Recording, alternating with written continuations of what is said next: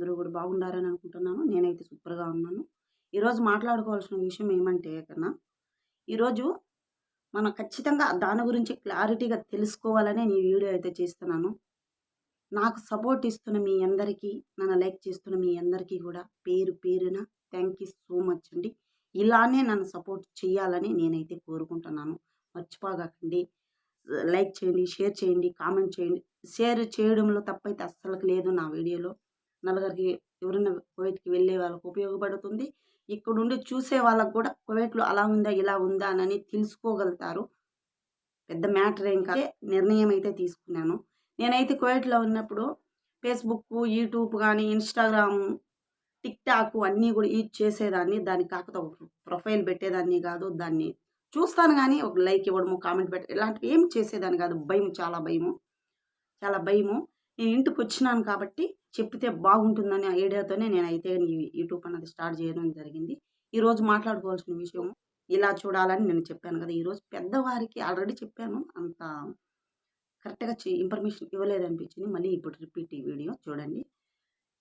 పెద్దవాళ్ళకి పెద్దవాళ్ళకి గూడా చిన్న పిల్లలకి చూసుంటే చూడాలి. వాళ్ళ దగ్గర డబ్బులుంటుంది, అన్నీ ఉంటుంది. కానీ ఇంట్లో చూసే వాళ్ళకి అంత టైము, అంత ఓపిక వాళ్ళకి తెలీదసలకి. ఎలా చూడాలా, ఏమి అన్నది తెలీదనమాట. మన వాళ్ళని చాలామంది కువైట్‌లో చాలామంది ఇండియా వాళ్ళే లైక్ చేస్తారు. తీసుకుంటారు గూడా. వాళ్ళైతే బాగా చూస్తారు. నాన్నలాగా. వాళ్ళ నాన్న ఎట్ట చూస్తామో అలా చూసుకుంటామనమాట. టయానికి ఫుడ్ పెట్టి, కొంచెము ఏదైనా బాగలేదుననుకుంటే తెలియని విషయాలు చాలా ఉన్నాయి ఫ్రెండ్స్ కువైట్‌లో. కువైట్ అనే అది చెప్పొచ్చు నేను. అది డబ్బున్న దేశము. మనుషులు గూడా మంచి వాళ్ళే. వాళ్ళేం చెడ్డవాళ్ళని అనుకోలేము. తెలియని వాళ్ళు అలా అలా చెప్తూ ఉంటారు. మనం అక్కడ ఉండి తెలిసిన వాళ్ళకే తెలుస్తది. మంచి వాళ్ళు వాళ్ళు.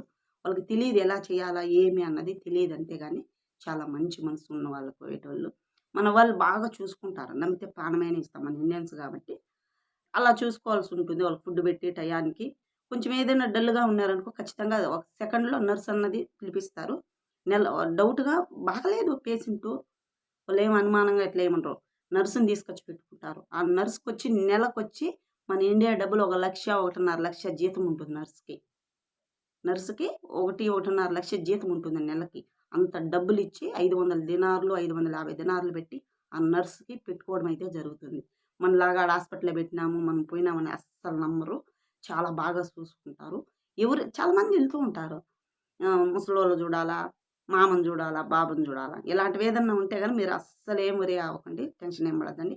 హ్యాపీగా ఎళ్లి చేసుకోవచ్చు. పిల్లోళ్ళకు చెప్పిన, పెద్దోళ్ళకు చెప్పిన, ఎలా ఉండాలని గూడా నేను చెప్తూ ఉన్నాను గాబట్టి బోలెడంత స్టోరీ ఉంది. అయిపోయేదైతే గాదు. ప్రతి ఒక్క విషయం గూడా మీకు ఎక్స్‌ప్లెయిన్ అన్నది చేయడం అయితే జరుగుతుంది. మన ఛానెల్‌ని ఖచ్చితంగా సపోర్ట్ చేయండి ఫ్రెండ్స్. ఇంతకన్నా ఇంక నేనేమి మిమ్మల్ని ఏమి అడగలేదు. సపోర్ట్ చేయండి, ఎంకరేజ్ చేయండి. ఏదైనా డౌట్స్ ఉంటే కామెంట్ అయితే ఖచ్చితంగా చేయండి. నలుగురికి ఉపయోగపడే ఇన్ఫర్మేషన్ ఇస్తున్నాను కాబట్టి. Okay friends. Bye friends.